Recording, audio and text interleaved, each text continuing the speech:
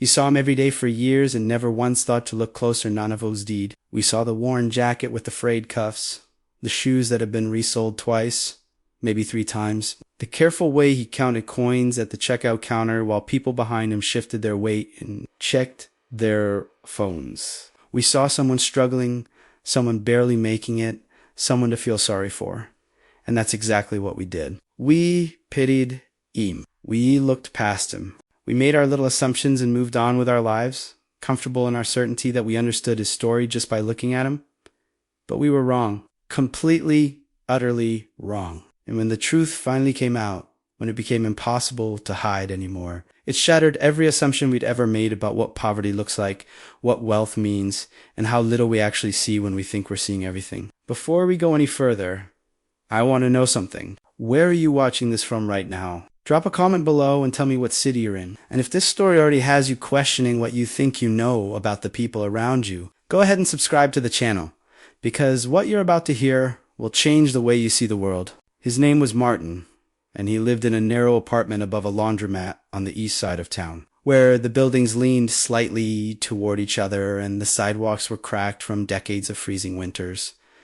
The apartment had 2 rooms. The kitchen was barely large enough to turn around in, with a chipped porcelain sink and a refrigerator that hummed too loud at night. The other rooms served as everything else: bedroom, living room, office, storage. There was a single window that looked out onto the alley, where dumpsters collected the overflow from the restaurants on the main street. And in summer, the smell would drift up and settle into the curtains, which were thin and yellowed from years of sun exposure.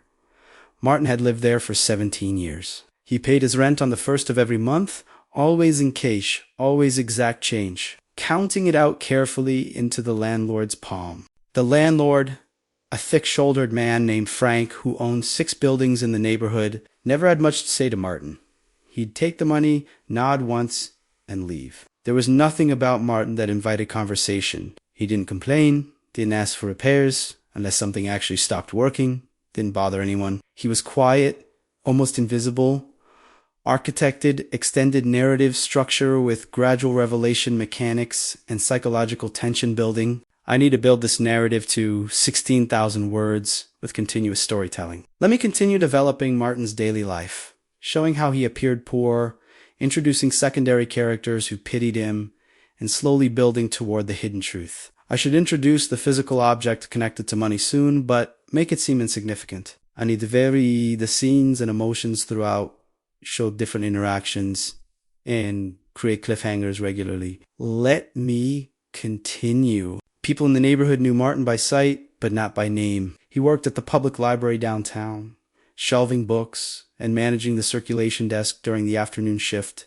He walked to work every day, rain or shine, a 20-minute journey each way that took him past the coffee shop where young professionals lined up each morning for their lot. Past to the grocery store with its gleaming windows and towers of organic produce. Past the elementary school where parents pulled up in SUVs to drop off children who wore backpacks that cost more than Martin's monthly grocery budget. He never stopped at the coffee shop. He carried a thermos filled with coffee he made at home using the cheapest grounds he could find. He never went into that grocery store either. There was a smaller market 3 blocks farther, the kind of place that sold dented cans and day-old bread at half price. And that's where Martin did his shopping every Saturday morning with a handwritten list and a calculator in his pocket. At the library, his coworkers treated him with a kind of gentle, distant kindness. There was Jennifer, the head librarian, a woman in her 50s who wore colorful scarves and spoke softly to patrons. She would sometimes bring in homemade cookies and leave them in the break room, and she always made sure to tell Martin directly that he should help himself. There was David,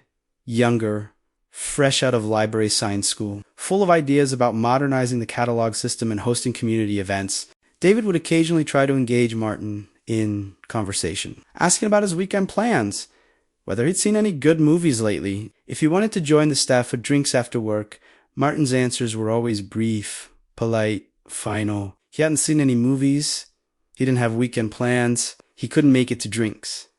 After a while, David stopped asking. They all assumed Martin couldn't afford those things. They saw his lunch every day, the same sandwich. Always white bread with peanut butter, brought from home in a paper bag that he folded and reused until it fell apart. They saw how he never participated in the office gift exchanges. how he declined invitations to birthday dinners, how he wore the same 3 shirts in rotation. All of them faded and soft from too many washings. One afternoon in late October, Jennifer pulled Martin aside after his shift. She spoke quietly, her hand briefly touching his arm, her eyes full of concern. She told him she'd noticed he'd been looking tired lately, and she wanted him to know that if he ever needed anything, if things were difficult, the library had a small emergency fund for staff members. It wasn't much, she said, but it was there if he needed help with rent or utilities or groceries. Martin looked at her for a long moment, his face unreadable. Then he thanked her and said he was fine.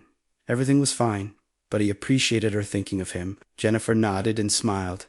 But as Martin walked away, she felt a tightness in her chest, a sadness for this man who was clearly too proud to accept help, even when he needed it. She mentioned it later to David, who shook his head and said it was a shame, wasn't it? How some people just slipped through the cracks despite working full-time. They agreed it was unfair. They agreed Martin deserved better. They never asked Martin directly what his financial situation actually was. But here's what they didn't see. Every evening, when Martin returned to his narrow apartment above the laundromat, when he climbed the stairs and unlocked the door and stepped into that cramped space that smelled faintly of industrial detergent and old wood, he would go to the closet beside the kitchen. The closet was shallow, just deep enough for a few coats and the vacuum cleaner that never worked quite right. On the top shelf, behind a stack of folded towels that never got used because Martin only owned 2 and kept them in the bathroom, there was a cardboard box. The box was unremarkable, plain brown, the kind that copy paper comes in, with a lid that fits snugly over the top.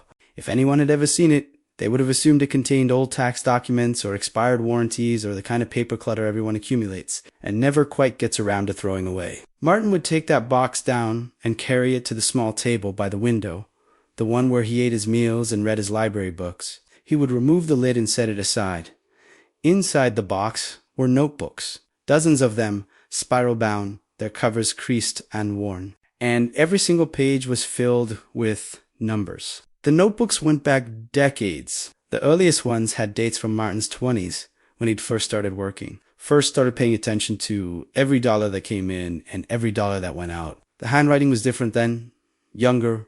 The numbers sometimes crowded together when he'd been in a hurry, sometimes spread out neat and careful when he'd had time to think. Each notebook documented everything. Income, of course, the paychecks from whatever job he'd been working at the time, but also every single expense, no matter how small. Coffee, $2. Bus fare, $1.50. Shoelaces, $3. Aspirin, $4.50. Rent, utilities, food, clothing, everything.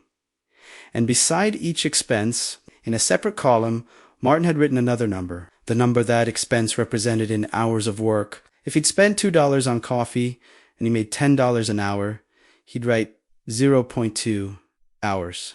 12 minutes of his life gone. If he'd spent $40 on groceries, that was 4 hours, half a work day. The notebooks were a record not just of spending, but of time, of life itself measured out in increments of labor and exchange. If you're still watching, if this is starting to make you uncomfortable in a way you can't quite name yet, do me a favor. Hit that like button and stick around because you haven't seen anything yet. Martin would sit at that table for an hour each evening, updating the current notebook with the day's numbers. He did this with the kind of focus people usually reserve for prayer or meditation. The apartment would be silent except for the scratch of pen on paper and the distant hum of the laundromat below, the rhythmic thump of industrial dryers that ran late into the night. Sometimes he would go back through the older notebooks, flipping pages, running his finger down the columns, calculating totals in his head.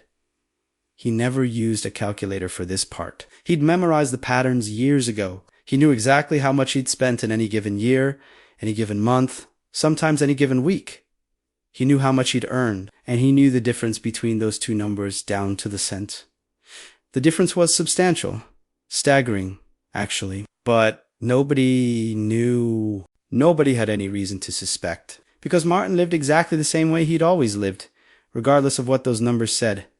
The worn jacket stayed worn. The shoes got resold again. The apartment above the laundromat remained his home, even though he could have afforded something better.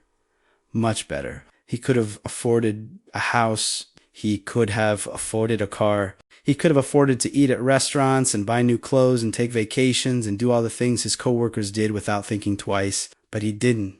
He kept living like someone who had nothing. And everyone around him believed it. Because why wouldn't they?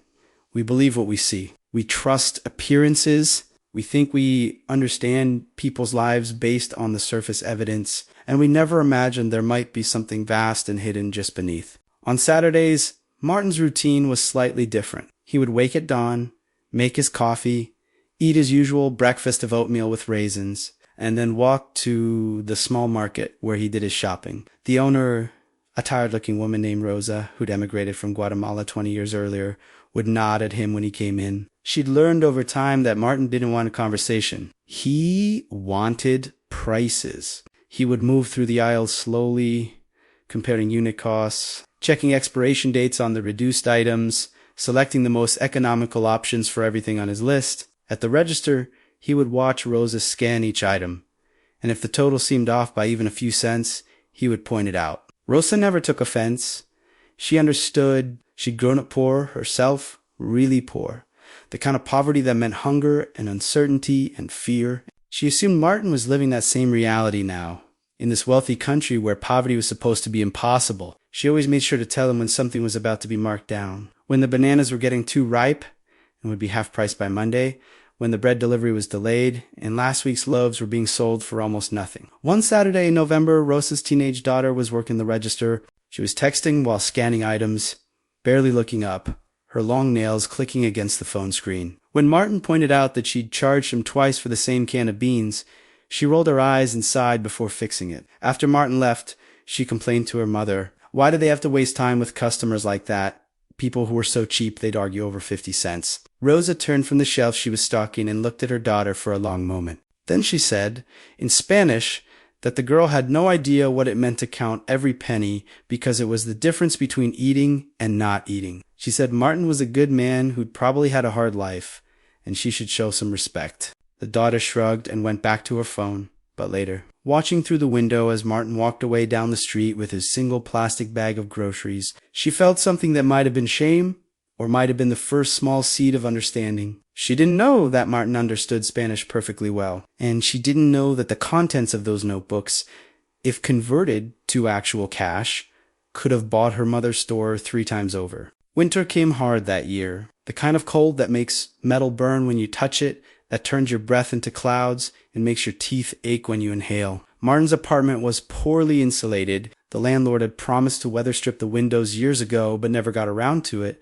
and the heating system was old, temperamental, barely adequate. The other tenants in the building complained constantly. The woman downstairs, a nurse who worked night shifts, called Frank every week to demand he fix the heat. The couple on the 3rd floor, both students at the community college, threatened to withhold rent if something wasn't done. But Martin never complained. He wore layers indoors, a sweater over his shirt, a second sweater over that, wool socks he'd bought at a thrift store, a knit hat pulled low over his ears. At night, he piled every blanket he owned on the bed and still woke sometimes to see his breath in the darkness. But he didn't call Frank.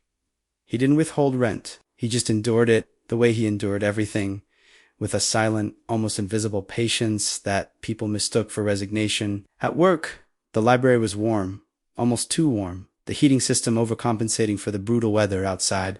Patrons would come in from the cold and stand near the vents, stamping snow from their boots, unwinding scarves, sighing with relief. The homeless men who used the library as a daytime shelter during winter would settle into the reading chairs and fall asleep almost immediately. Their faces relaxing for the first time in hours. Security was supposed to wake them, but Jennifer had a quiet policy of looking the other way as long as they weren't bothering anyone. Martin understood that policy. He'd helped implement it, in fact, years ago when Jennifer had first started as head librarian and wanted to make the library more welcoming to everyone. Not just the people who could afford to live comfortable lives. Martin had told her he thought that was the right thing to do. Jennifer had been surprised. It was the most he'd said in a single conversation since she'd known him. One afternoon in January, a man came into the library who Martin recognized immediately, though it took him a moment to place where from. It was someone he'd worked with decades ago at a manufacturing plant on the south side of the city. back when Martin had been in his 20s and the economy was different and you could still make decent money with just a high school diploma and a willingness to work overtime. The man's name was Robert. He'd been loud back then, confident, the kind of person who always had a story to tell, who bought rounds of drinks after shift and drove a new car every few years and talked about the house he was going to buy, the vacation he was planning, the boat he had his eye on. Martin had worked alongside him for 3 years before the plant closed and everyone scattered to find other work. He hadn't thought about Robert in probably 15 years. Robert didn't recognize Martin at first. He walked up to the circulation desk with a stack of books, and Martin scanned them in silence, his face neutral, his movements efficient. It was only when Martin handed back his library card that Robert looked at him closely, his eyes narrowing and then widening with recognition. He said Martin's name like a question. Martin Nada. Robert's face split into a grin, and he asked what Martin was doing these days. As if the answer wasn't obvious, as if Martin wasn't literally standing behind a library desk wearing a name tag. Martin said he worked there, had for about 12 years now. Robert's grin faltered slightly. Angie said, "Oh, that's great. That's good. Steady work.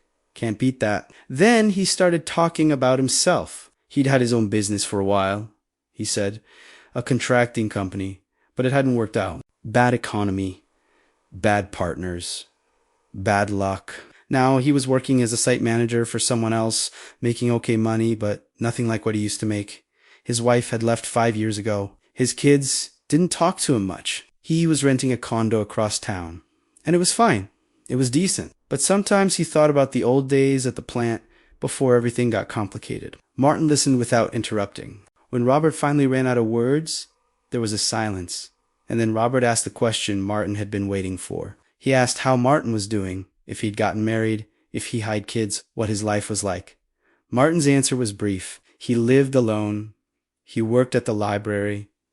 That was about it. Robert nodded slowly, and something shifted in his expression, a kind of pity mixing with relief. Relief, Martin realized that he wasn't the only one whose life hadn't turned out like they'd planned. Relief that Martin was clearly doing worse. Robert clapped him on the shoulder and said it was good to see him. Really good. They should get a beer sometime and catch up properly. Martin said, "Sure, that would be nice," knowing it would never happen. Robert left with his books, and Martin watched him go. This man who'd once seemed so successful, so confident, so set for life. And Martin thought about numbers, about income and spending and time and the choices people make without ever really understanding what they're choosing. If you're wondering where this is going, stay with me. Comment below if you think you've figured out what Martin was really doing all those years, and if you haven't subscribed yet, now will be a good time. That evening, Martin added the encounter with Robert to his journal. Not the financial journal, the notebooks filled with numbers. He had another journal, a smaller one, leather-bound, that he kept in the same cardboard box. This one contained observations, thoughts, notes about people and money and patterns he noticed in the world. He'd been keeping it for years. The entry about Robert was short. He wrote about how Robert had spent his money as fast as he made it, maybe faster, always reaching for the next thing, the next purchase, the next experience, building a life on credit and expectations, and the assumption that the money would always keep coming. He wrote about how he'd seen that pattern in so many people over the years, the coworkers who complained about being broke while carrying coffee that cost $5, the neighbors who drove new cars but couldn't pay their rent on time, the patrons at the library who would check out stacks of books about financial planning and self-improvement and then never return them, racking up fines they claimed they couldn't afford, as if the solution to their money problems wasn't right there in those unreturned books. Martin wasn't judging them. Exactly. He was just observing, recording, trying to understand the distance between what people said they wanted and what their actions revealed they actually chose. The winter deepened. February came, and with it, a cold snap that lasted 3 weeks. The temperature dropped below zero and stayed there.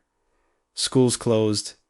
Businesses shut down early. The city's emergency shelters filled past capacity. And still, there were people sleeping in doorways, in parking garages, in the alcoves of closed shops. The library extended its hours, staying open until midnight, providing a warm place for anyone who needed it. Martin volunteered to work the late shifts. Jennifer tried to talk him out of it. She said he didn't have to. They could find someone else.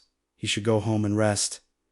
But Martin insisted. He said he didn't mind. The truth was, his apartment was barely warmer than the street. At least the library had heat. At least there was something useful he could do. During those late-night shifts, Martin saw a side of the city most people never witnessed. The families who came in around 8 after dinner, parents and children settling at tables with homework and library books, stretching the evening as long as possible before returning to cars where they'd sleep because they had nowhere else to go. The elderly woman who arrived at 10 every night and sat in the same chair, her hands wrapped around a cup of tea from the vending machine, staring at nothing, her eyes hollow with exhaustion and cold. The young couple who set up camp in the biography section, spreading out coats and bags, the woman pregnant, maybe 7 months along. The man's arm around her shoulders, both of them trying to sleep sitting up because lying down would attract attention. Martin didn't disturb any of them. He kept the lights dim. He moved quietly through the aisles, reshelving books, his presence more absence than intrusion. Sometimes people thanked him. Sometimes they looked at him with a kind of desperate hope, as if he might have answers, might be able to fix their situations with a word or a gesture. He never had answers. He could only offer what the library offered: warmth, silence, shelter for a few hours, and the fiction that everything might still turn out okay. One night, near the end of February, the pregnant woman approached the circulation desk. She did it hesitantly, as if unsure whether she was allowed to speak to staff, whether she would be turned away or reported or asked to leave. Martin looked up from the book he was repairing, and he waited, she asked in a voice so quiet he had to lean forward to hear if the library had any resources for people who needed help. Housing resources, maybe, or job listings, or information about assistance programs. Martin told her there was a bulletin board near the entrance with community information. He told her there were computers she could use to search for assistance online. He told her about the social worker who came in twice a week and had an office on the second floor. The woman nodded, taking in this information, and then she asked even more quietly if there was any way to get food. She and her boyfriend hadn't eaten since yesterday morning. They'd spent their last few dollars on bus fare to get to a job interview that hadn't worked out, and now they had nothing.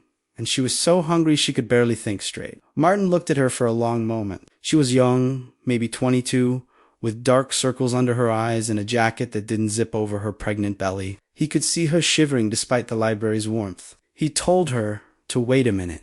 He went to the break room, where staff kept their lunches and snacks in a small refrigerator. Jennifer's Tupperware was their leftover pasta from yesterday that she probably wouldn't eat anyway, David's granola bars, a bag of apples someone had brought in last week. Martin took the pasta, 2 granola bars, and an apple. He brought them to the woman and told her she could have them. She stared at the food, then Achi Martin, and her eyes filled with tears. She tried to thank him, but he waved her off and went back to his book repair, signaling that the conversation was over. She carried the food back to where her boyfriend waited, and Martin watched from the corner of his eye as they divided it between them, eating slowly, making it last, trying to be dignified about their hunger. Later, around 2 a.m, when the library was almost empty, except for a few people dozing in chairs, Jennifer came down from her office, where she'd been working late. She saw the empty containers in the trash and asked Martin if he'd seen who ate her pasta. Martin said he'd given it to someone who needed it. Jennifer's expression shifted, passing through several emotions before settling on something like sadness. She asked if that someone was the pregnant girl. Martin said yes. Jennifer sighed and said she wished people would ask before taking staff food, even for good reasons, but she understood. Then she looked at Martin and said she'd noticed he never seemed to eat much himself. Just that same sandwich every day, and she worried about him too. She said it again, gently, carefully.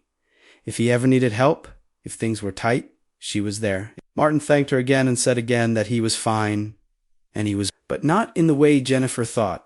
That encounter stayed with Martin as he walked home that night, or rather that early morning, the sky still dark, the streets empty except for snowplows grinding past and the occasional taxi. He thought about hunger, about the difference between choosing to eat simply and having no choice at all, about the woman's face when he'd handed her the food, the specific quality of desperation mixed with relief, mixed with shame. He'd seen that expression countless times over the years. He'd seen it on his own face once, a long time ago, when he'd been not much older than that pregnant girl, and just as lost. Are you starting to see it yet? The shape of something hidden? Leave a comment if you think you know what's coming. Martin's own poverty, his real poverty, had happened when he was 19. His father had died suddenly, a heart attack at 53, and the family discovered there was no life insurance, no savings, nothing but debt and a house they couldn't afford to keep. Martin's mother had never worked outside the home. His younger sister was still in high school. It fell to Martin to figure out how to survive. He'd dropped out of community college and taken whatever work he could find, washing dishes, loading trucks, cleaning office buildings at night. He'd worked 3 jobs simultaneously for months, sleeping for hours a night, eating whatever was cheapest, watching every penny because there were never enough pennies to watch. He remembered that feeling, the constant calculation, the weight of knowing that one mistake, one unexpected expense could topple everything, the fear that lived in his chest like a second heartbeat. But that wasn't the worst part. The worst part was how people treated him once they knew. The pity in their eyes, the carefully worded offers of help that carried the unmistakable stench of charity, the way they'd lower their voices when talking to him, as if poverty were something shameful, something contagious, something that might be catching if they spoke too loud. The way they'd stopped inviting him to things because they assumed he couldn't afford to participate. The way they'd make assumptions about his intelligence, his character, his worth as a human being, all based on the fact that he was broke. Martin had hated that. He'd hated being seen as less than, pitied, dismissed. And he'd made himself a promise, sitting alone in the cramped apartment he'd shared with his mother and sister, eating ramen for the 3rd night in a row. He would never let himself be in that position again. Never. Whatever it took. What it took was discipline. Obsessive, relentless discipline. When Martin finally pulled his family out of immediate crisis, when his mother found work as a receptionist and his sister got a scholarship and he could breathe again, he didn't relax. He didn't celebrate. He kept working. He kept tracking every dollar. He kept living like he was still one paycheck from disaster. Because in his mind, it didn't matter that his income slowly increased over the years. It didn't matter that he had no dependents after his mother passed and his sister got married and moved across the country. It didn't matter that the numbers in those notebooks grew larger and larger, the gap between income and spending widening into a canyon. Martin couldn't stop. The habits were too deep. The fear was too foundational. And somewhere along the way, something else had happened. The discipline had become its own reward. The simplicity had become its own wealth. The act of living small while knowing he could live large had become a kind of secret power that nobody else understood. The spring arrived slowly that year, grudgingly, winter refusing to release its grip. March was cold and gray. April brought rain that turned the last of the snow to ugly slush that pooled in gutters and soaked through shoes. Martin continued his routines unchanged. Work, home, the notebooks, the careful tracking, but something had shifted slightly. Maybe it was seeing Robert and being reminded of what his life might have looked like if he'd made different choices. Maybe it was the pregnant woman at the library, how young she'd been, how lost. Maybe it was just time, the weight of decades accumulating, pressing, don't-asking quiet questions about what any of it meant. Martin found himself thinking about the future in a way he usually didn't allow. He was 57 years old. He had no family left, no close friends. No one who would particularly notice or care if he disappeared. He'd spent more than 3 decades building this hidden fortress of financial security.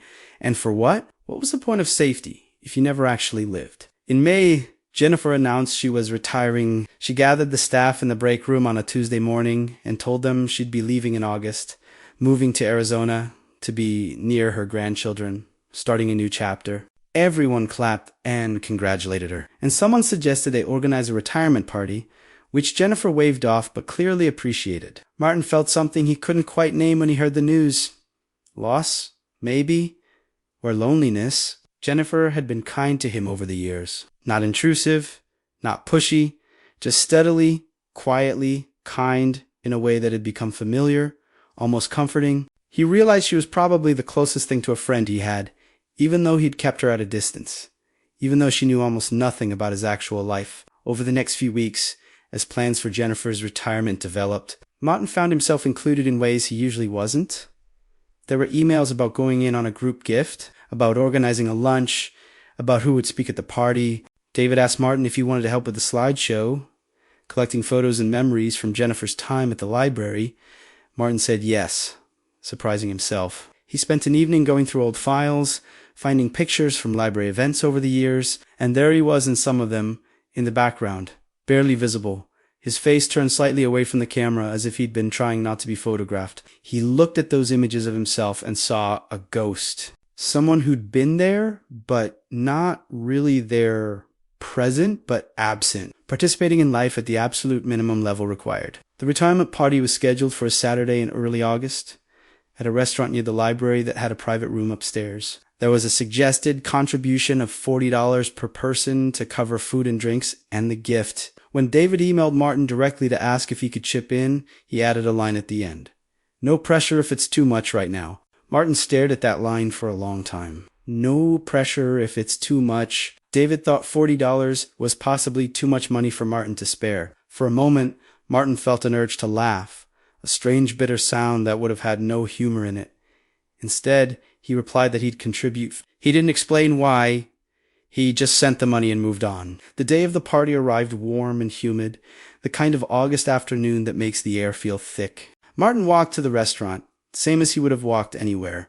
Though he could have afforded a taxi, could have afforded to buy his own car years ago. When he arrived, most of the staff was already there, mingling in the private room, drinks in hand, voices overlapping in a pleasant hum of conversation. Martin stood near the wall and watched. He was good at watching. He'd been doing it for decades. After a while, Jennifer appeared beside him. She looked happy, lighter somehow, as if the decision to leave had released something in her. She thanked Martin for coming. She said it meant a lot to see him there. Then she asked, in that gentle way of hers, whether he had any plans for his own future. Was he going to stay at the library? Did he have things he wanted to do, places he wanted to go? Martin considered her question. He'd never really thought about what he wanted, only what he needed. Security, control, distance from the terror of his 19-year-old self. But want that was different. He told Jennifer he wasn't sure. Maybe he'd stay at the library. Maybe he'd do something else. He'd been thinking about it lately, he said. And that was true. Though he couldn't have explained what he'd been thinking or where those thoughts were leading, Jennifer nodded and said she hoped he'd figured out whatever it was. She said he was a good person, better than he probably gave himself credit for, and she hoped he'd let himself have some joy. Then someone called her name, and she moved away to greet another guest. And Martin was alone again, standing by the wall, watching. You're still here. Good.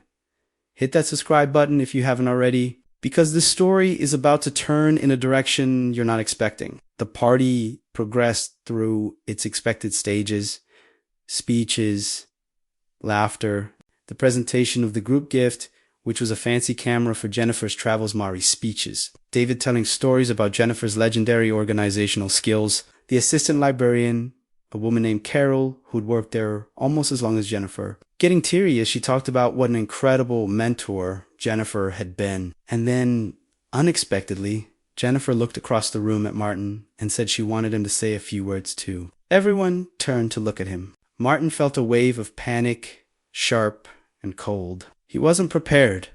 He didn't speak at gatherings. He didn't know how to stand in front of people and say meaningful things. But Jennifer was smiling at him encouragingly, and everyone was waiting, and he couldn't refuse without making it awkward.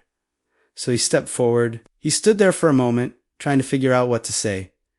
Then he started talking. He said Jennifer had taught him that libraries were about more than books. They were about providing access, not just access to information, but access to warmth, to safety, to a place where anyone could come and just exist without judgment or expectation. He said he'd learned from watching her that small acts of kindness mattered more than people realized, that letting someone sleep in a chair when they had nowhere else to go might be the thing that helped them make it through another day, that giving someone food when they were hungry wasn't charity, it was a recognition of shared humanity. He said he'd been grateful to work alongside her and learn from her example, and then he stopped, because he couldn't say more without his voice breaking. The room was quiet for a beat, and then people clapped, and Jennifer had tears in her eyes, and she came over and hugged Martin, which he hadn't expected and didn't quite know how to respond to. She whispered "thank you" in his ear, and then she released him and he stepped back to his place by the wall,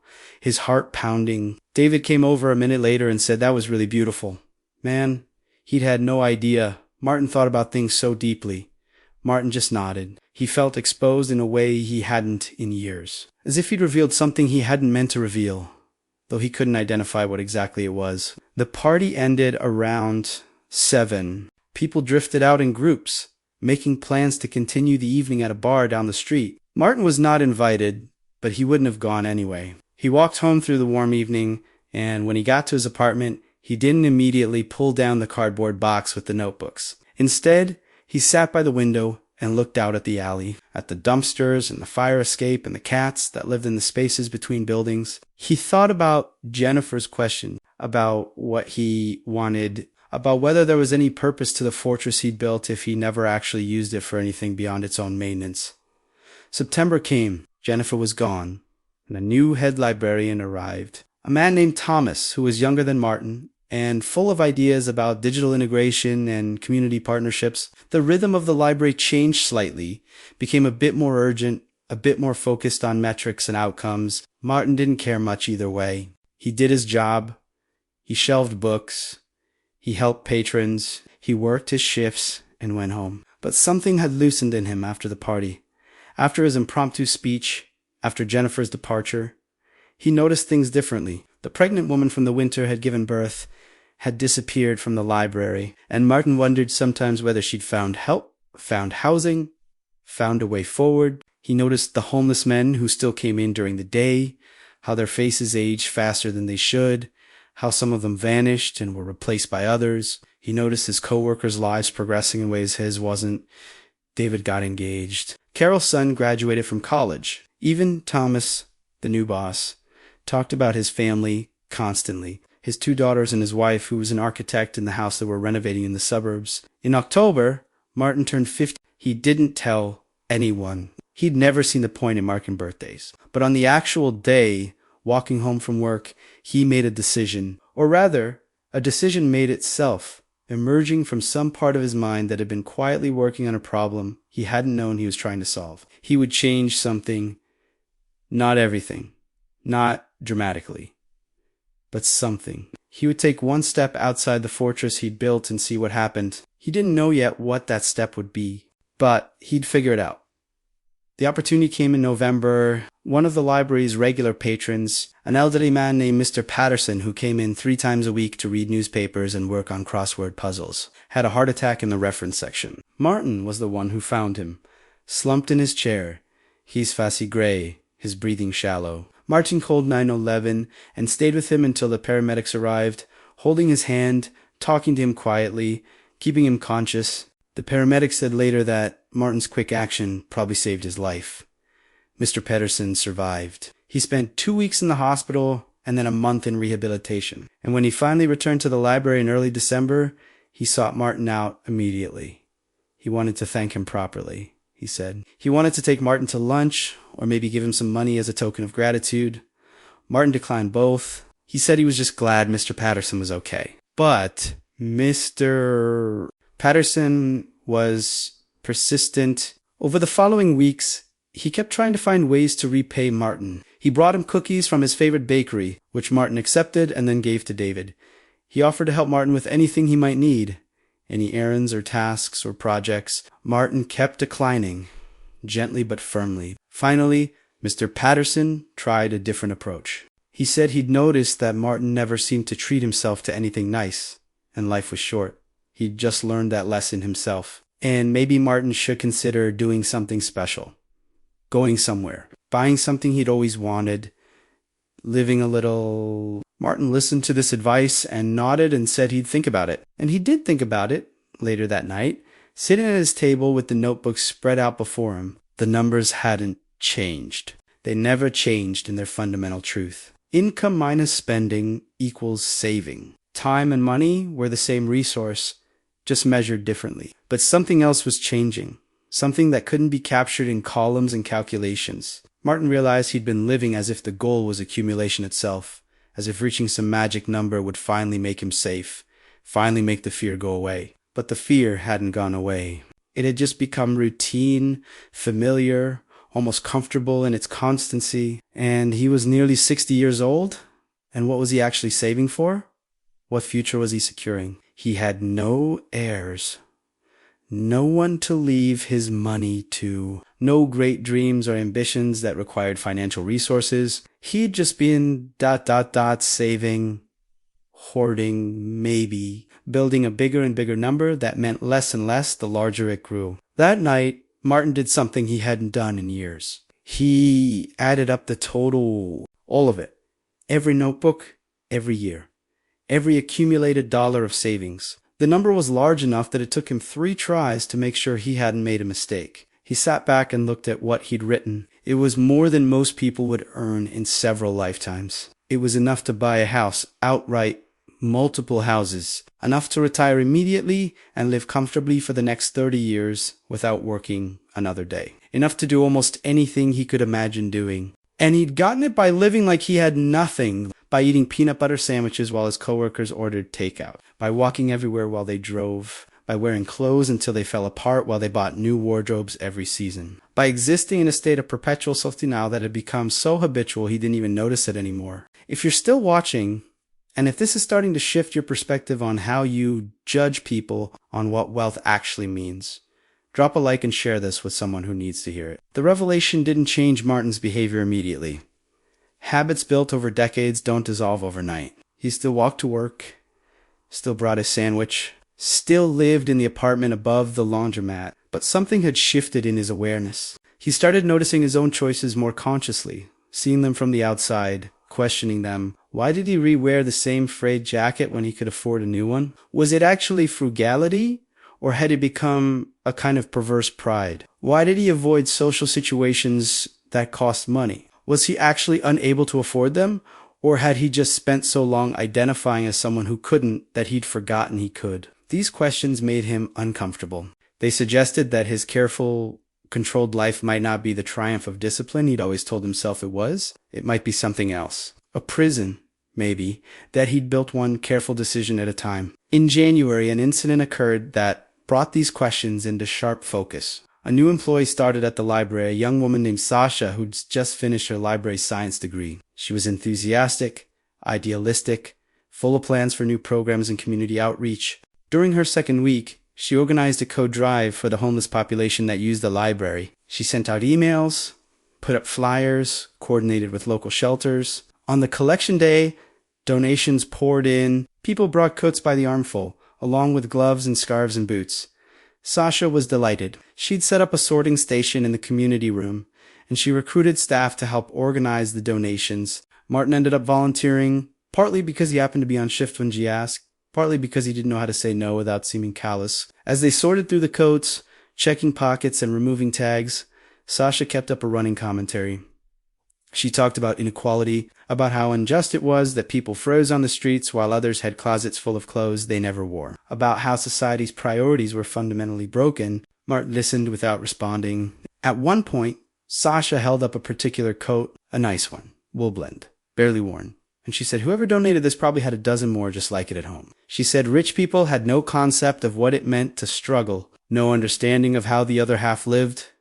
Martin kept folding a scarf he'd been examining. He thought about the coat he'd been wearing for the past 8 years. He thought about the number in his notebooks. He thought about the distance between what Sasha believed about people and what was actually true. After the sorting was done, they loaded the coats into Sasha's car to take them to the shelter. She asked Martin if he wanted to come along, see the distribution, meet some of the people they were helping. Martin said knew he had shelving to do. Sasha looked disappointed but accepted it. As she drove away, David, who'd also been helping with the sorting, commented to Martin that it must be hard for him to see all this, given that he was probably not far from needing help himself. Martin looked at David, this young man who thought he understood the world, who looked at Martin and saw poverty, saw failure, saw someone to pity. Martin almost said something, almost revealed the truth right there, just to see David's expression change. But he didn't. He just went back to his shelving and let David continue believing whatever he wanted to believe. But the exchange stayed with Martin. It gnawed at him.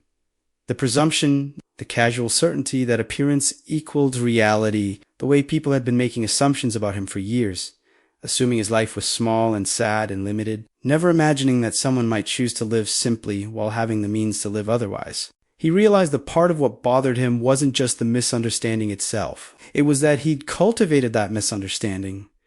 He'd encouraged it even by never correcting people's assumptions, by continuing to live in a way that confirmed their biases. He'd been hiding, he realized, not just his money, himself. February brought a snowstorm that shut down the city for 3 days. The library closed, something that rarely happened. Martin stayed in his apartment, watching the snow accumulate outside his window, listening to the silence that came when the city stopped moving. He had plenty of food. He had heat, despite the building's poor insulation. He had blankets and books and hot water for tea. He was fine, but he kept thinking about the people who weren't fine. The ones sleeping in cars or shelters or huddled in doorways trying to survive the storm. The pregnant woman from last year came to mind. He hoped she was somewhere warm. He hoped she and her baby were okay. He thought about Jennifer. Retired now, probably in Arizona, where it never snowed. He thought about Mr. Patterson, who'd almost died in the library and kept trying to repay a debt Martin didn't think existed. He thought about Sasha's Kucherive and David's pity and Robert's assumptions. On the third day of the storm, as the snow finally stopped and the city began the slow process of digging itself out, Martin made a decision. He would tell someone, not everything, not yet, but something. He would let someone see past the surface he'd maintained so carefully for so long. He chose Carol.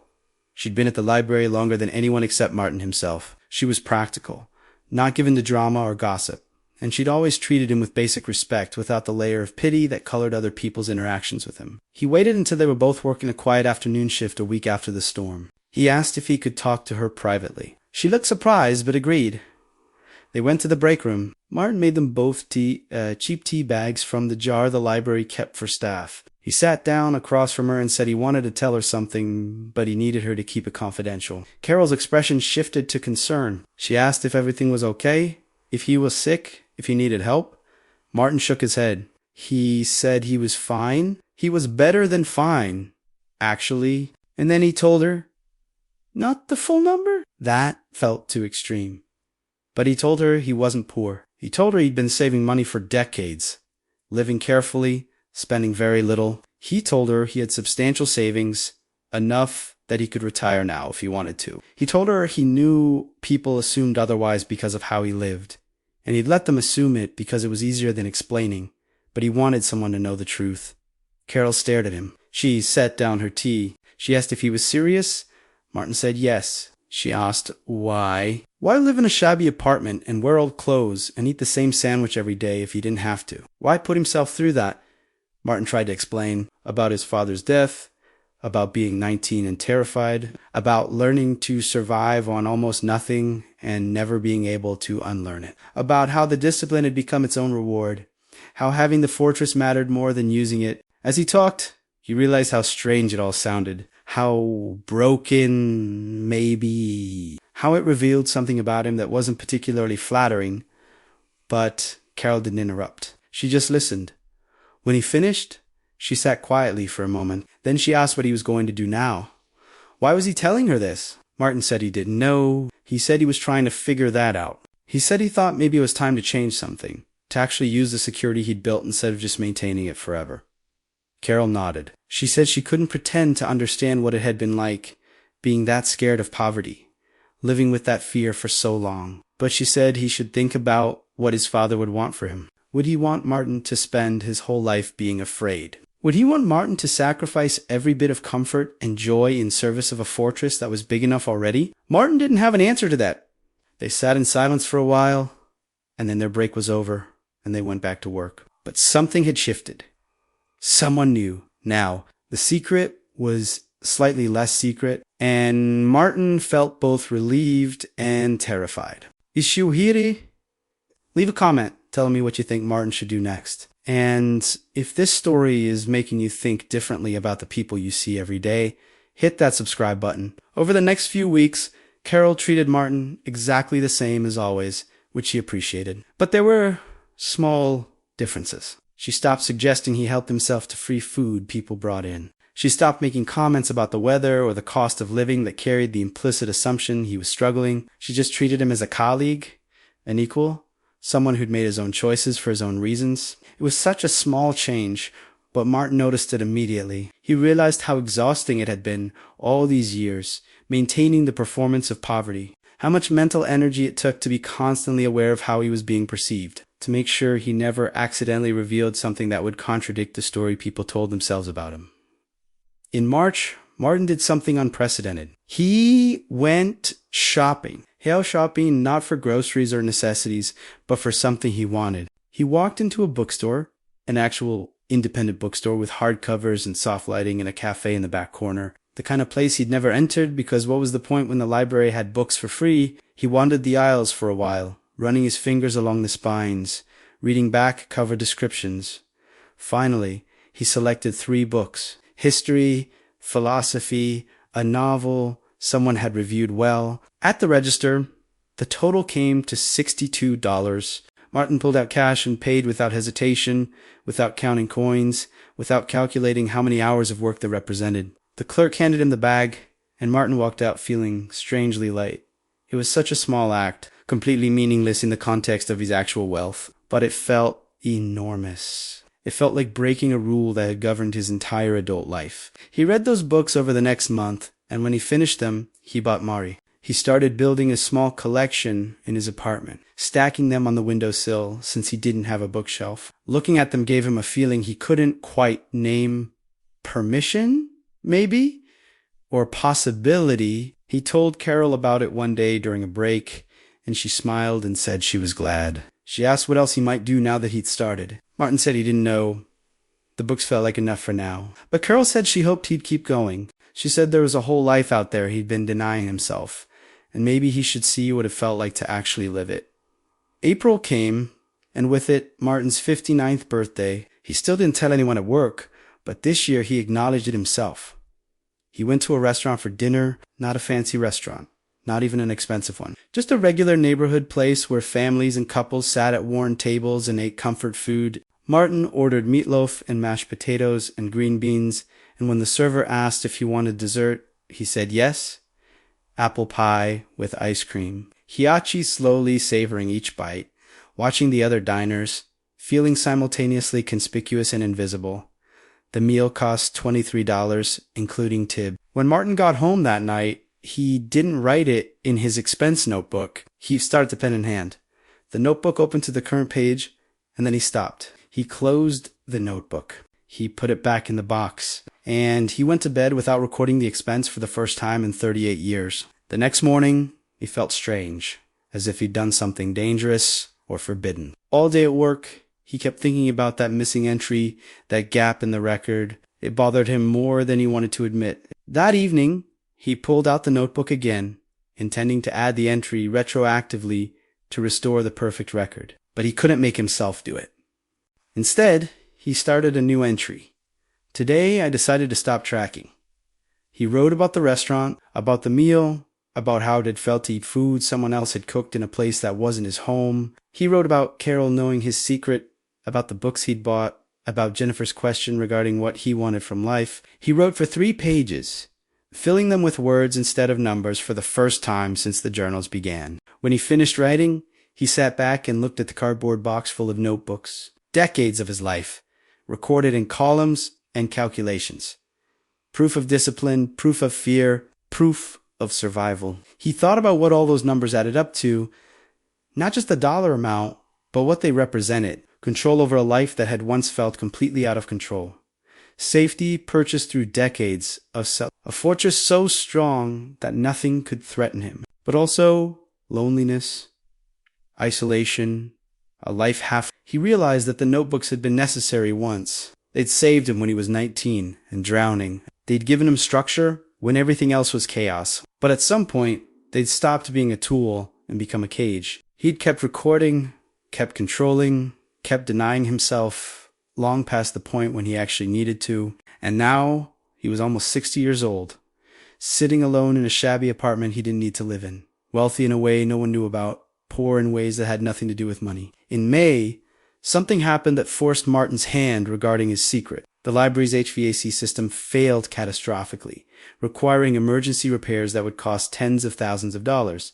The library operated on a tight budget, dependent on city funding and private donations, and there was no money available for unexpected capital expenses of that magnitude. Thomas called a staff meeting to explain the situation. Without functioning heat and air conditioning, the library would have to close during extreme weather. Summer was coming, and without air conditioning, the building would be uninhabitable during heat waves.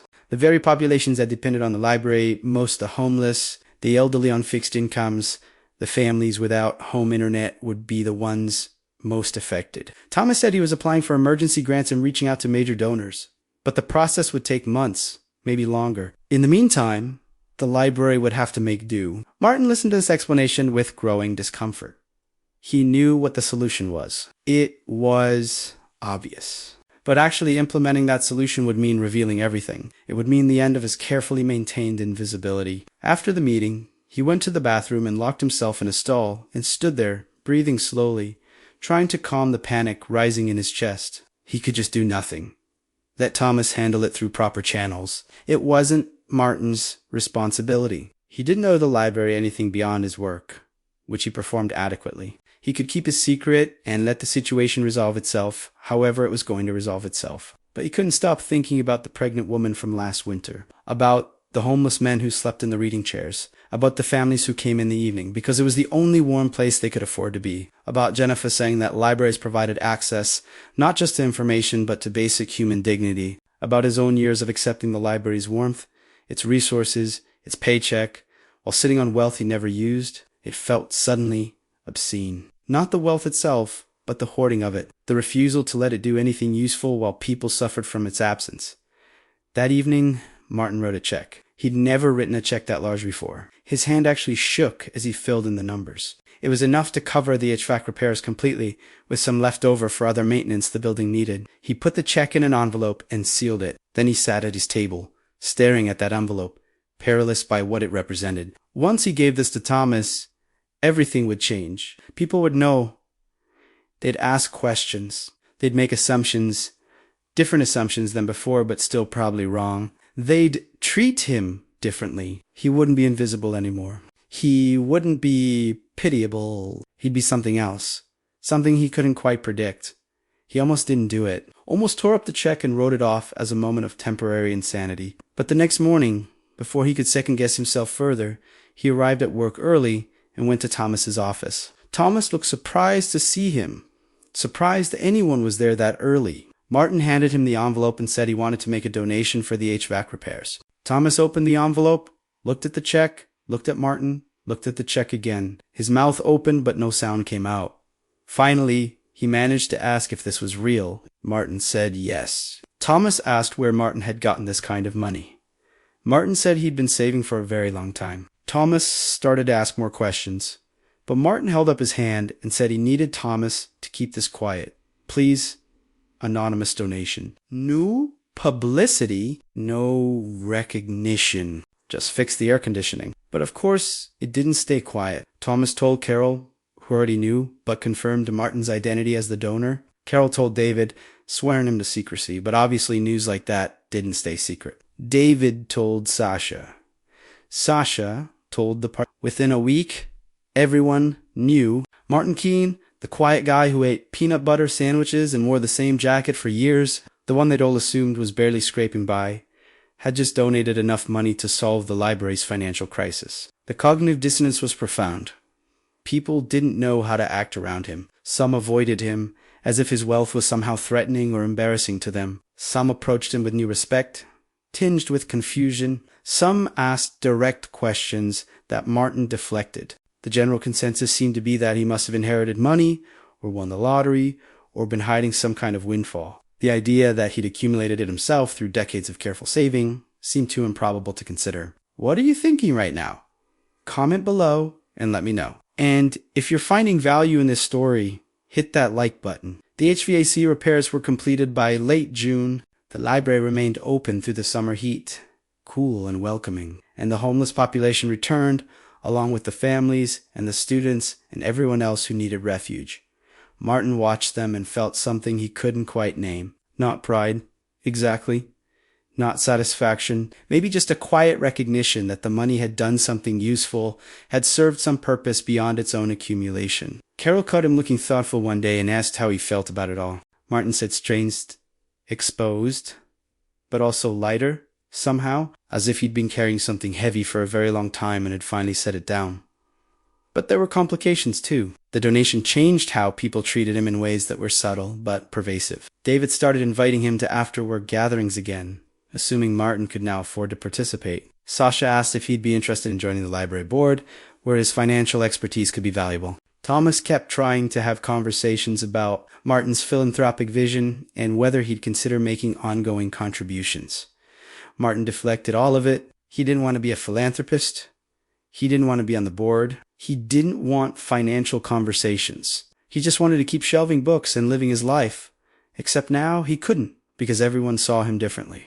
He'd traded one kind of invisibility for another kind of visibility, and he wasn't sure the trade was worth it. In August, Martin received an unexpected visitor at work. Robert, the former co-worker from the manufacturing plant, the one he'd run into at the library circulation desk 2 years earlier. Robert had heard somehow about the donation word had spread beyond the library through various community networks, and he'd come to see if it was true. He found Martin in the stacks, cart full of books to be shelved, and he just stared at him for a moment. Then he asked, quietly, if Martin was really the one who donated all that money.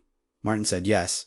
Robert shook his head slowly. He said he'd been thinking about their conversation from before. How Martin had said he worked at the library and lived alone, and that was about it. How Martin had let Robert assume his life was small and unsuccessful. He asked why Martin hadn't said anything, hadn't corrected the assumption. Martin said because it wasn't relevant, because Robert hadn't asked, because people's assumptions about other people's lives were their own problem to deal with. Robert laughed, but it wasn't a happy sound. He said he'd spent years feeling sorry for Martin. Years thinking at least his own life hadn't turned out as badly as Martin's. And all that time, Martin had been sitting on more money than Robert would probably ever see in his entire life. He asked if Martin had enjoyed letting people pity him, if it had made him feel superior, being secretly rich while everyone thought he was poor. Martin looked at Robert for a long moment. Then he'd said knew he hadn't enjoyed it. He'd been afraid every day for decades, afraid of being poor again, afraid of losing control, afraid of becoming the person he'd been at 19 when his father died and everything fell apart. The money wasn't about superiority. It was about survival. And maybe it had stopped being about survival years ago and become something else, something broken. But that didn't make the fear any less real. Robert's expression softened slightly. He said he hadn't thought about it that way. He said he guessed everybody carried their own shit, their own fears and wounds and broken parts. He said he was sorry for assuming Martin's life was small. He said he was sorry for pitying him. Then he left, and Martin went back to shelving books, his hands moving automatically while his mind processed the conversation. He realized that Robert's apology, unnecessary as it was, had given him something he'd needed. Permission, maybe, to see his own fear more clearly, recognition that the fortress he'd built had been both necessary and excessive, both salvation and prison. September arrived, and with it, the anniversary of Jennifer's retirement. Carol mentioned it one day, saying she missed Jennifer, missed her steady presence and her kindness. Martin agreed. He said he'd been thinking about something Jennifer had asked him at the retirement party, about what he wanted for his future. He said he thought he was finally starting to figure out the answer. Carol asked what it was. Martin said he wanted to live, actually live and not just survive. He wanted to use the resources he'd accumulated instead of hoarding them. He wanted to stop being afraid. He didn't know exactly what that would look like yet, but he was working on it. That week, Martin did something radical. He gave his notice at the library, 2 weeks, and then he'd be done. Thomas tried to convince him to stay, offering him more hours, a supervisory role, whatever it would take. But Martin was firm. He'd been there long enough. It was time to move on. His last day was in early October. There was a small gathering in the break room, much more modest than Jennifer's retirement party had been. People gave him a card they'd all signed and a gift certificate to that bookstore he'd started frequenting. Martin thanked them, genuinely moved despite himself. David made a short speech about how Martin had been there longer than anyone could remember, a steady presence they'd all taken for granted, and how the library wouldn't be the same without him. Martin didn't make a speech this time. He just said thank you, he'd appreciated working with all of them, and he hoped they'd take care of the people who needed the library most. Walking out of the building that final afternoon, Martin felt he'd worked at the library for 17 years. Before that, other jobs, other routines, but always work, always structure, Always the need to show up somewhere and perform tasks and earn money. For the first time since he was 19, he had no job. No schedule, no requirement to be anywhere. It should have felt like freedom. Instead, it felt terrifying. He went home to his apartment, that narrow space above the laundromat where he'd lived for so long, and he sat at his table and tried to figure out what to do with the rest of his life. He started with small things. He finally bought a bookshelf, assembled it himself, transferred his growing collection from the windowsill to proper shelves. He bought new clothes, not expensive clothes, but new ones, things that fit properly and weren't frayed, or he got a haircut at an actual barber shop instead of cutting it himself with clippers in his bathroom. These were tiny acts, barely visible changes, but they felt significant. Each one was a small assertion that he was allowed to live comfortably, allowed to spend money on things that made life better, allowed to exist in the world as something other than a ghost or a miser. The bigger question was what to do with his days, with his wealth. With the decades he potentially had left if he was lucky with his health, Martin spent weeks thinking about it. He thought about traveling, but he'd never been interested in tourism, in seeing famous landmarks or staying in hotels or taking cruises. He thought about moving to a better apartment or buying a house, but the narrow apartment above the laundromat had become familiar, almost comfortable in its minimalism. He thought about volunteering, maybe going back to the library as a volunteer instead of an employee, but that felt like retreating to safety instead of moving forward. He thought about Jennifer's advice, about letting himself have joy. He wasn't sure he knew what joy was anymore, if he'd ever really known. But he could learn. Maybe that could be the project. Learning joy. Are you still watching? If this story is affecting you in any way, drop a comment, tell me what you're feeling, and subscribe if you want more stories like this. In November, Martin made a decision about the apartment. He wasn't going to move, but he was going to improve it. He called Frank, the landlord, and offered to pay for renovations, new windows with proper insulation, new heating system, new appliances. Frank was suspicious at first, asking why Martin would spend his own money improving a rental property. Martin said because he lived there and he wanted it to be comfortable. Frank shrugged and agreed, probably figuring he'd get a better building out of the deal either way. Over the next few months, contractors came and went, and slowly the apartment transformed. It was still small, still above a laundromat, but it was warm now, properly warm, and the windows sealed tight against winter cold, and the kitchen was functional and clean. Martin found he appreciated the space more once it wasn't actively He'd lived in discomfort for so long he'd stopped noticing it. Now that it was gone, he realized how much energy it had taken to endure it. Winter came again. Another year ending. Another beginning. Martin spent Christmas alone, as he's done every year since his mother died. But this year he cooked himself a real meal. Roast chicken, potatoes, vegetables. He set the table properly, used real plates instead of eating out of the pan. He poured himself a glass of wine, something he'd never bothered with before. He sat at his table and ate slowly, looking out the window at the city lights. And he thought about all the years he'd spent in this room, hunched over those notebooks, recording every penny, building his fortress. He thought about what Carol had asked. What would his father want for him? His father had worked hard his entire life, manual labor that wore out his body and killed him at 53. He'd never had the luxury of saving, never had the luxury of thinking beyond next month's bills. If he could see Martin now, see what his son had accomplished, what would he say? Would he be proud, or would he be sad that Martin had spent so many years being afraid, so many years living as if he was still 19 and drowning? Martin decided his father would want him to live, to actually use the security he'd built to honor the sacrifice, not by perpetuating it, but by transcending it. It was a comforting thought, whether it was true or not. After dinner, Martin pulled out the cardboard box for what would be the last time. He looked at all those notebooks, all that data, all those numbers that added up to a life spent surviving instead of living. He thought about keeping them, preserving them as a record.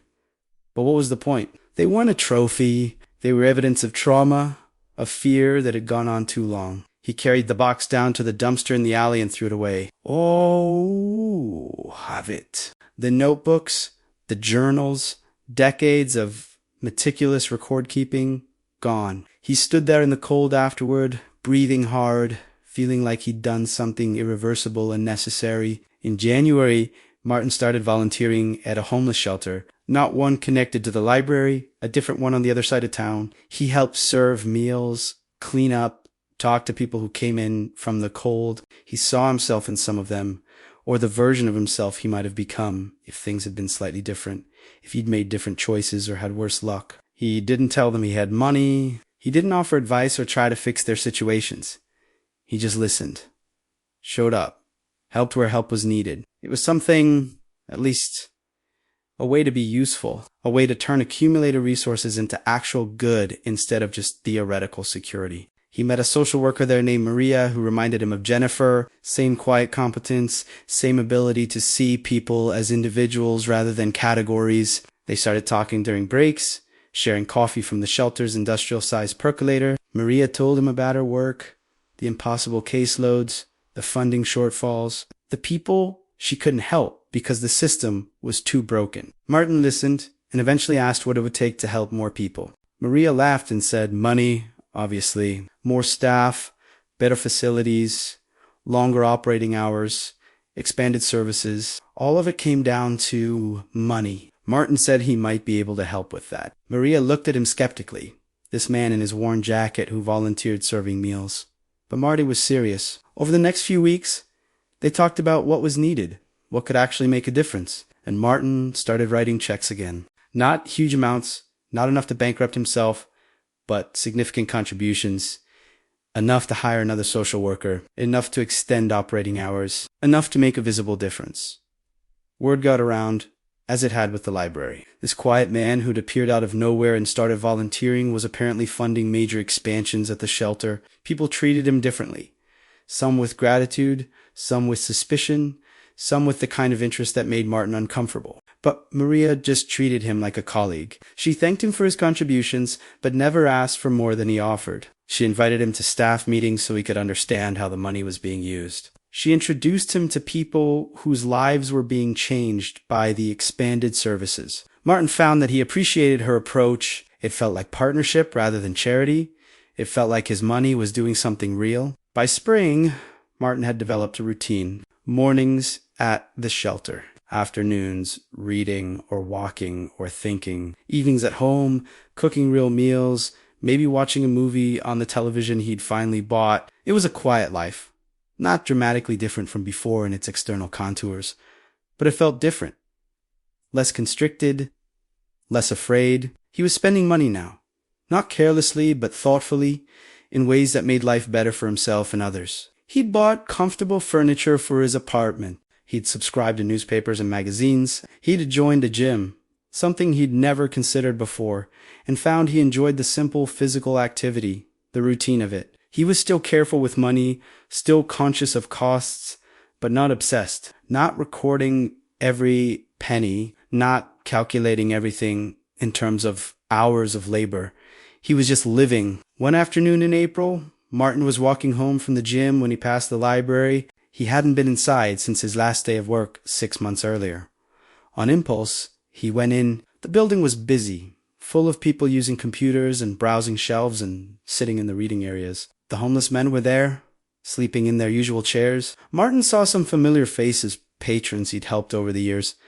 Nobody recognized him at first. He'd changed enough, looked different enough, carried himself differently enough that he was just another patron. He went upstairs to where the staff offices were and found Carol.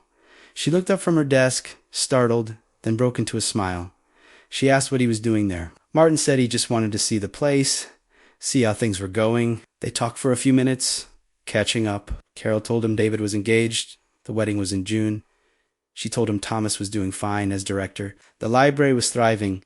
The HVAC system was still working perfectly. She asked how Martin was, what he was doing with his time. Martin told her about the shelter, about the volunteering, about trying to figure out what a good life actually looked like. Carol said she was proud of him. She said she'd been worried when he left, worried he'd just hole up in his apartment and disappear. But it sounded like he was actually living now, actually engaging with the world. Martin said he was trying. It wasn't easy. 40 years of habits didn't dissolve overnight. But he was trying. Carol nodded and said that was all anyone could do. They talked a bit longer, and then Martin said he should go, let her get back to work. As he turned to leave, Carol said one more thing. She said Jennifer had called her a few weeks ago, checking in, asking about everyone. Carol had told her about Martin's donation, about him leaving, about everything. Jennifer had been quiet for a moment, and then she'd said she always knew Martin had more going on beneath the surface than he let on. She said she was glad he'd finally let someone see it. If you're still here, if you've made it this far, you understand something now that most people never will. You understand that the people you pity might not need your pity. That the people you judge might be playing a different game entirely. That wealth and poverty are more complicated than they appear. If this story has changed your perspective at all,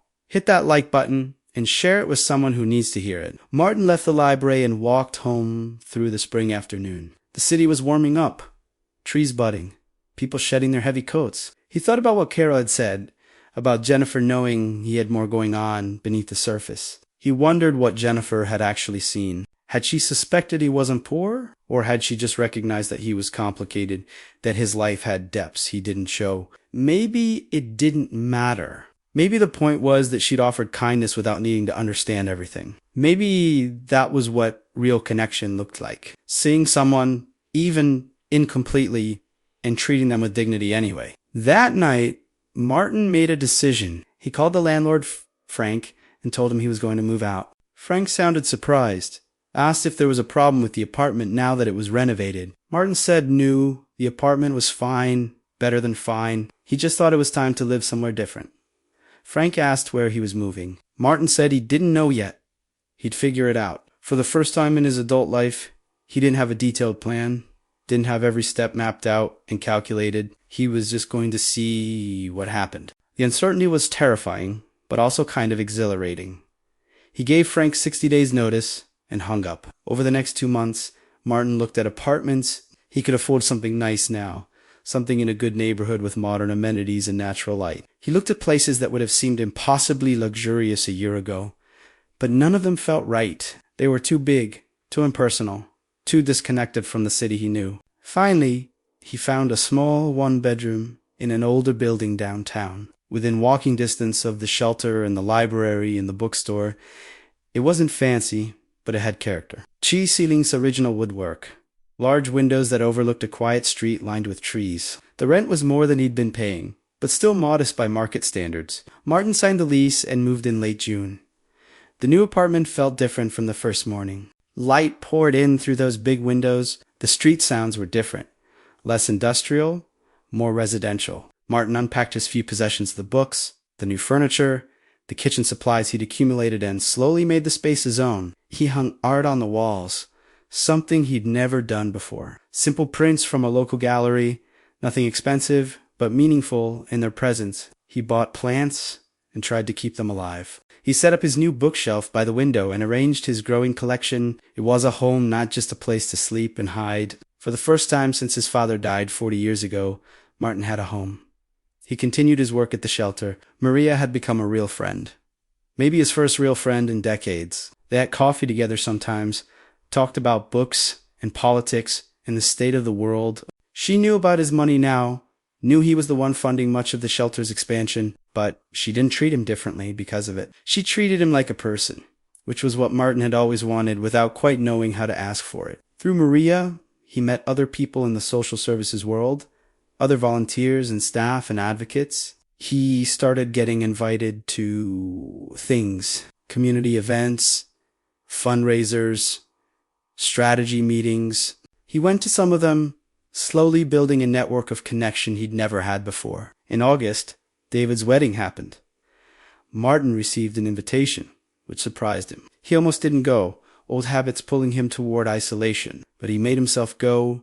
He bought a gift, a nice gift, not cheap. He dressed in his new clothes, took a taxi to the venue, walked into a room full of library staff and their partners and families. People recognized him, came over to say hello. David looked genuinely happy to see him, introduced him to his new husband, thanked him for coming. Jennifer was there too, visiting from Arizona. She saw Martin across the room and made her way over. And when she reached him, she hugged him without asking if it was okay. She told him he looked different, happy, maybe. Martin said he was working on it. They talked for a while, catching up, and Jennifer said she was glad he'd found his way to whatever this was. She said some people spent their whole lives hiding from themselves, but Martin had been brave enough to stop hiding. He wasn't sure brave was the right word, but he thanked her anyway. Fall came, and with it Martin's 60th birthday. This time, he celebrated not a big party, nothing dramatic, just dinner with Maria and a few other friends from the shelter.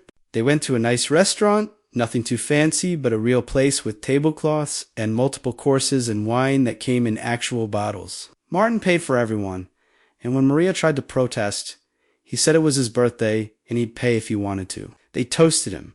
These people who'd known him less than a year, but had somehow become important in his life. They asked him to make a speech, and this Chimmy Martin knew what to say. He talked about how he'd spent most of his life being afraid, how he'd built walls to protect himself and then couldn't figure out how to climb over them, how it had taken him until 60 to start actually living instead of just surviving. He said he was grateful to all of them for helping him figure that out, for seeing him as something other than a project or a pity case, for just being friends. After dinner, walking home through the autumn night, Martin felt something he hadn't felt in decades.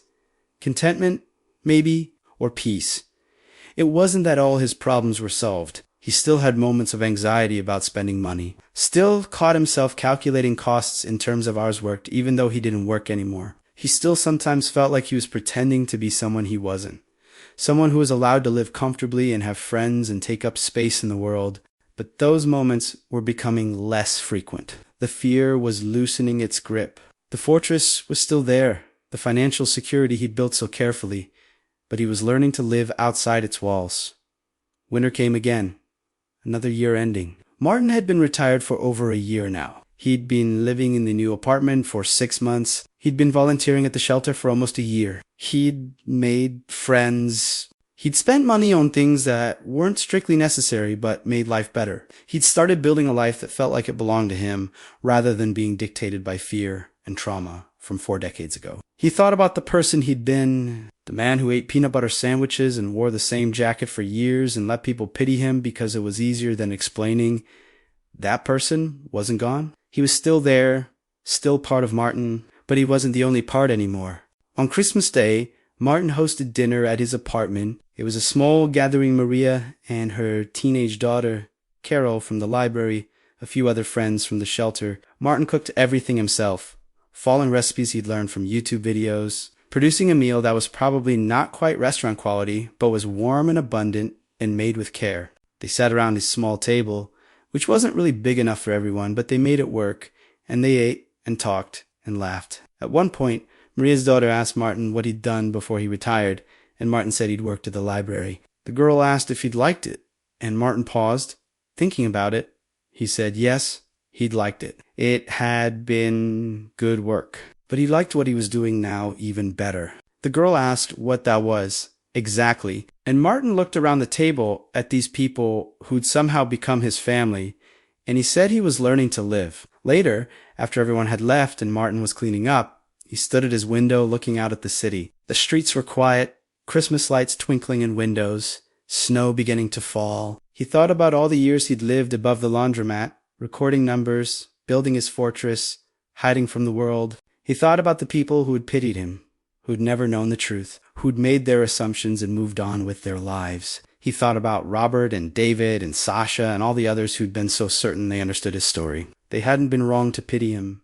Exactly. There had been something pitiable about him, but it wasn't his financial situation. It was his isolation, his fear, his inability to actually live the life his discipline had made possible. The real poverty hadn't been in his bank account. It had been in his heart, in his unwillingness to connect, to trust, to be vulnerable enough to let people see him. The truth that had become impossible to hide wasn't just about money. It was about humanity, about the cost of fear, about what happens when you spend so long protecting yourself that you forget what you're protecting yourself for.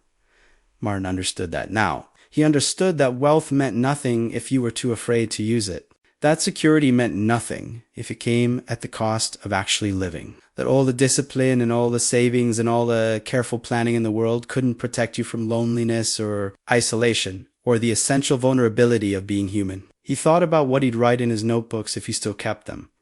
What would the entry say about today? Income, 0. he was retired, spending probably more than he'd ever spent in a single day during those years of careful recording. But the real accounting was different now. Hours of connection, several moments of genuine laughter, many fear level low satisfaction.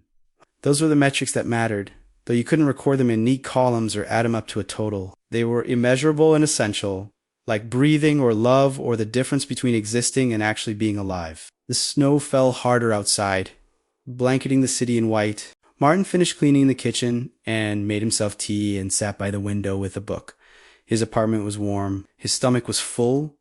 His heart felt lighter than it had in decades. He'd spent 40 years building a fortress to protect himself from poverty, and he'd succeeded. But the real achievement, the one that mattered, was learning to walk away from the fortress. Learning that safety wasn't the same as living. Learning that you could survive something terrible and still have to do the harder work of recovering from your survival. Learning that wealth measured in dollars was meaningless without wealth measured in connection, in purpose, in moments that made you glad to be alive. He thought about the pregnant woman from that winter 3 years ago, wondered again what had happened to her. He thought about all the people he'd encountered over the years, the ones struggling with visible poverty, the ones who'd never had the luxury of choice he'd taken for granted once he'd built his security. He thought about how easy it had been for people to pity him, and how easy it would be now for people to judge those who were actually struggling to make the same kinds of assumptions in reverse. To think that poverty was always deserved, always the result of bad choices,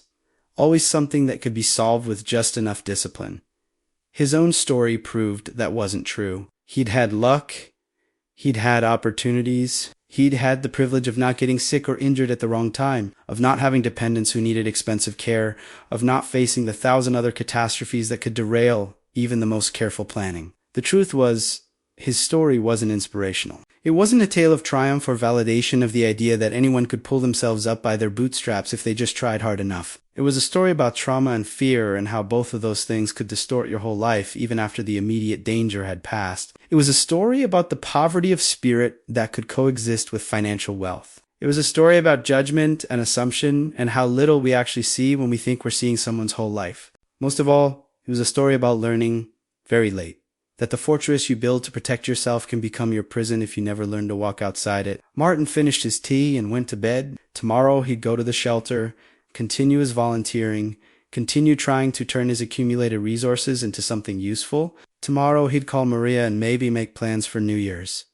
Tomorrow he'd keep building. This life, he was still learning to live. But tonight, he was just grateful. Grateful for warmth and food and friendship. Grateful for second chances and late revelations. Grateful that he'd finally figured out, before it was too late, that the real wealth wasn't in what he'd saved, but in what he was finally willing to spend. Not just money, but time and energy and connection and vulnerability. All the things he'd been hoarding without realizing it. All the things that only had value when you gave them away. The city slept around him, full of people with their own hidden stories, their own fortresses and fears and truths that would someday become impossible to hide. Martin understood now that everyone was carrying something. Everyone had their reasons for the choices they made. Everyone deserved the kind of dignity he'd finally learned to claim for himself. The kind of dignity that didn't depend on how much money you had or didn't have, how you lived or what you wore or who you appeared to be on the surface. The kind of dignity that came from recognizing that every person contained multitudes, that poverty and wealth were both more complicated than they appeared, and that judgment, whether it came as pity or contempt, was almost always wrong because it reduced someone's entire existence to a single visible dimension. He closed his eyes and drifted towards sleep, and his last thought before dreams took over was simple and true. For years, people had pitied him as poor, and they'd been right, just not in the way they thought. He had been poor, desperately poor, in all the ways that actually mattered, but not anymore. Now, finally, at 60, living in a modest apartment with modest possessions and a modest routine, spending his days helping others and slowly learning to help himself, Martin was wealthy beyond measure. Not because of the numbers in his account,